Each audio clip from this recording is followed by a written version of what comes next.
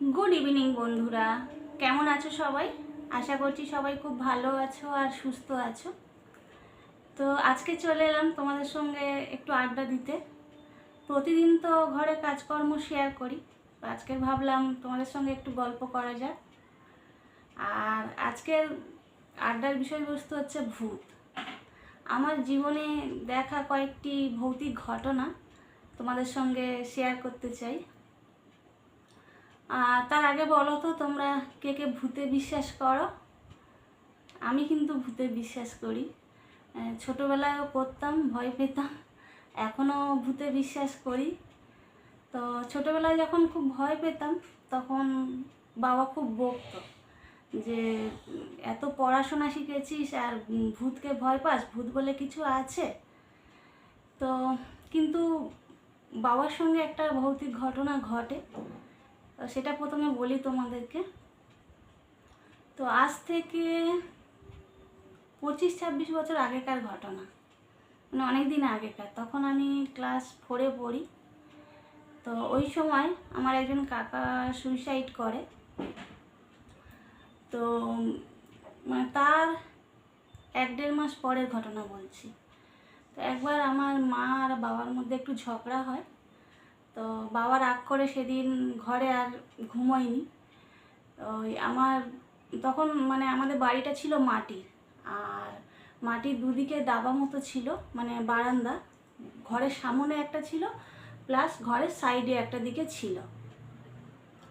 তো সাইডে যে বারান্দাটা ছিল ওটা খোলা থাকতো, আর মানে আমার আর যে কাকাদের বাড়ি বাড়ির পিছনে, তারা ওই বারান্দা দিয়েই যেত। তো যে কাকা মারা গেছিলো সেই কাকাও মানে জাস্ট আমাদের বাড়ির পিছনে বাড়ি ছিল, তো ওই বারান্দা দিয়ে যেত।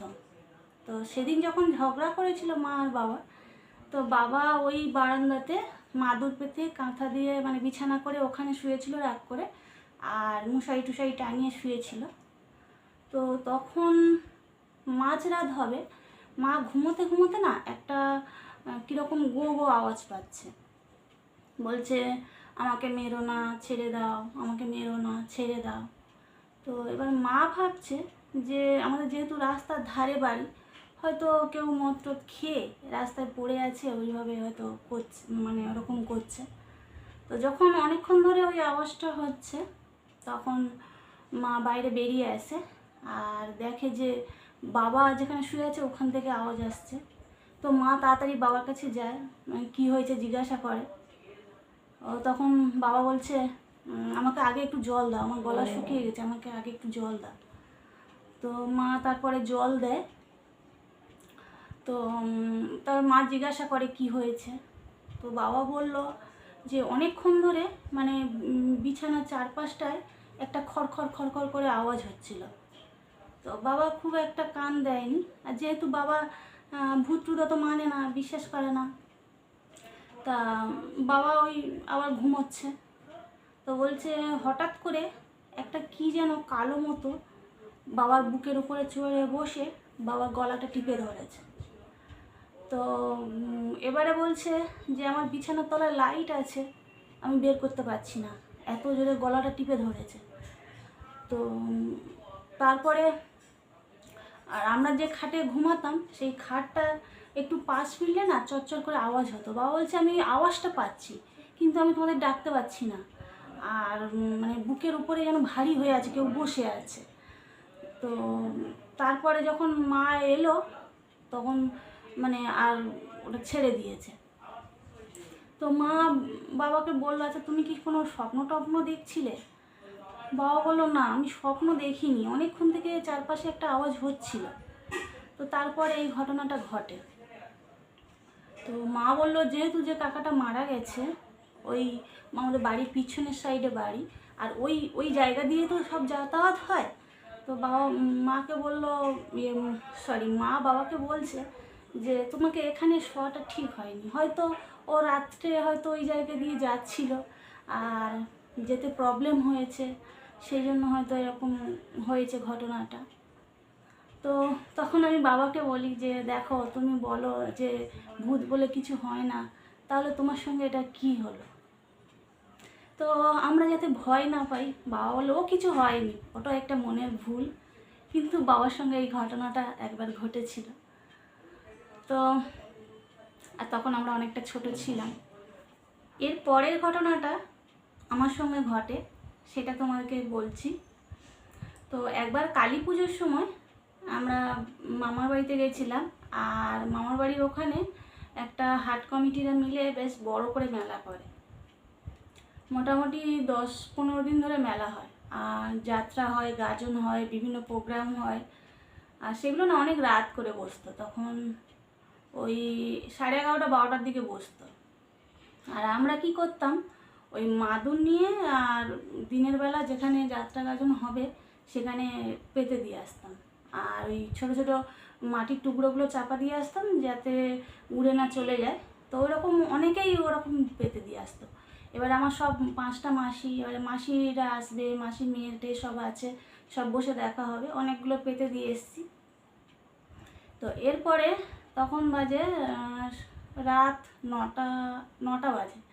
তো এবারে সবাই মাসিরা মামারা কি করে, ওরা খেয়ে দিয়ে একেবারে রাত্রে যাত্রা গাজন দেখতে যায়। আর আমরা যেহেতু তখন একটু ছোট ছিলাম, আমাদের উৎসাহটা সব থেকে বেশি, মেলায় যাব, একটা আনন্দ।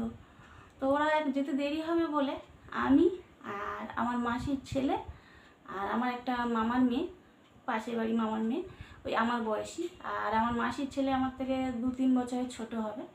তো আমরা 3 জনে তখন ওই মামার বাড়িটা সামনটা ক্রস করে পাশে একটা মানে রাস্তায় গেছি। আর মামার বাড়ির ঠিক পিছনে ওই রাস্তার সাইডে একদম পাশে একটা পুকুর আছে। আর পুকুরের একটা সাইডে বাঁশ বাগান, আর একটা সাইডে একজনের বাগান আছে, সেখানে কয়েকটা ওই খেজুর গাছ আছে লাইন দেওয়া, আর রাস্তাটা পুকুরের ধারে। তো আমরা সবে খানিকটা একটু গেছি, আর দেখছি কেউ একজন দাঁড়িয়ে আছে খেজুর গাছের সামনে। আর যেহেতু অমাবস্যার রাত, মানে আর সাদা ধুতি পরে আছে, যেহেতু সাদা রং মানে বোঝা যাচ্ছে, আর গায়ে একটা সাদা কাপড় দেওয়া আছে। আর মানে যেহেতু গায়ে দেওয়া আছে তাতে বোঝা যাচ্ছে লোকটা বেশ লম্বা চওড়া। এবারে আমরা জিজ্ঞাসা করছি, কে গো, কে দাঁড়িয়ে আছো? তো লোকটা কোনো উত্তর দিচ্ছে না। আমরা 3-4বার ওরকম জিজ্ঞাসা করছি, কে গো, কেন উত্তর দিচ্ছ না, কে দাঁড়িয়ে আছো বলো, কোনো সাড়া করছে না। এবারে মামা হচ্ছে দোতলায় তখন টিউশন পড়াচ্ছিল। তো মামা শুনতে পায় আমাদের গলার আওয়াজটা। তো মামা বলছে, কি হয়েছে রে? তো তখন আমরা দেখছি লোকটা একটু একটু করে সামনে এগিয়ে আসছে। তো আমরা তখন ভয়ে ওখান থেকে ছুটে পালিয়ে আসি। এসে মামাদের কাছে কথাটা বলি যে ওখানে কেউ একজন দাঁড়িয়ে আছে, কখন থেকে জিজ্ঞাসা করছি, উত্তর দিচ্ছে না। তো মামা আর মামার ছেলে তখন আসে দেখার জন্য। এসে দেখছে যে ওখানে কেউ নেই। মানে অত তাড়াতাড়ি লোকটা কোথায় গেল আমরা বুঝতে পারলাম না। আর ওখানে কোনো ধুতি পরা লোকজনও থাকে না, আর গায়ে ওরকম ধুতি দেওয়ার মতো ওখানে কেউ নেই।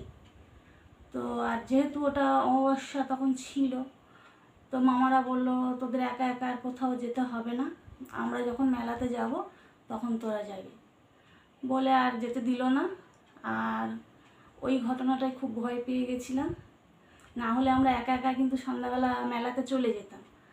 আর যেহেতু ওই ঘটনাটা সেবারে ঘটেছিল, ওর পরে থেকে আর একা একা তখন আর যেতাম না। তো এই একটা ঘটনা। তো এই রকম ছোটো ছোটো অনেক অভিজ্ঞতা আছে, জানি না ভূত কিনা, যেহেতু চোখে কোনো দিন দেখা হয়নি। তো এরকম ভৌতিক ঘটনা আরও অনেক আছে। তোমরা যদি মানে জানতে চাও বলবো, কেননা একদিনে সবটা বলা সম্ভব নয়, তাহলে ভিডিওটা অনেক লং হয়ে যাবে। আর তোমাদের জীবনে কোনো ভূতের ঘটনা থাকলে শেয়ার করতে পারো। আসলে আজকাল মানুষের শোনার অভাব কমে গেছে, ধৈর্য কমে গেছে। তো এই মনের কথা কেউ কাউকে শেয়ার করতে পারি না, বলতে পারি না। তো আমরা যদি এইভাবে কথা বলি, আড্ডা দিই, তাহলে একটা ভালো সময় কাটে। আর তোমরাও জানাতে পারো কে কে ভূত বিশ্বাস করো, বা কোনো ভূতের অভিজ্ঞতা আছে কি না। তো আজকের ভিডিওটা এই পর্যন্ত শেষ করছি। 2টো ঘটনাই বললাম, আরও অনেকগুলো আছে। তো আজ আমার এই গল্পগুলো তোমাদের কেমন লাগলো। যদিও বা এটা গল্প বলা হচ্ছে, কিন্তু এটা গল্প নয়, সত্যি ঘটনা। তো কেমন লাগলো তোমরা কমেন্ট করে জানিও। তো আজকে এই পর্যন্ত। সবাই খুব ভালো থেকো, সুস্থ থেকো। আর আমার এই ভিডিওটা ভালো লাগলে লাইক করে দিও, শেয়ার করে দিও, আর চ্যানেলটা সাবস্ক্রাইব করে দিও। এই পর্যন্ত, টাটা।